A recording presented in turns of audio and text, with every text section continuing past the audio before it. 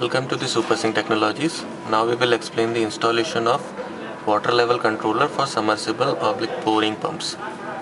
Here are the four terminals, output terminals. The first two terminals, this and this, has to be connected with the 220 volt AC main supply. And the other two terminals, these are the output terminals which are to be connected with the coil of this starter, the contactor coil of the starter. Now I will show the contactor coil of the starter. In this starter we have three capacitors, two running capacitors and one starter capacitor, and this is the contactor. So the output terminals has to be connected on the contactor coil. Here this wire is going to the contactor coil A1 and this wire is going to the contactor coil A0. Here are the two coils. Okay, and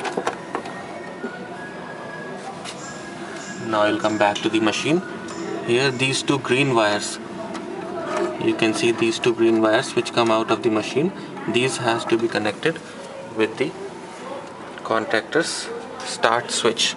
This is the start switch, you can see from here. This is the green switch, the start switch, and these two wires has to be connected, one at the AC main supply and the other at the point where the wire is coming from the capacitor. Here you can see this yellow wire is coming from the capacitor.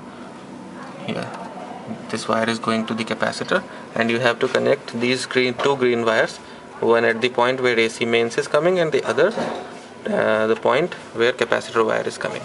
Okay, these are the two connections for the starter. Here you can see these four wires, and now I will show you the operation. When we will run this machine in manual mode, here we have the manual switch. I am pressing this manual switch and you can see the current meter. How does this work?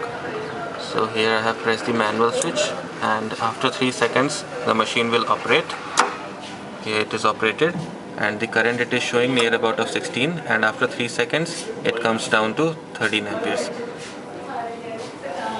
This is the complete installation of the submersible motor pump. Thank you.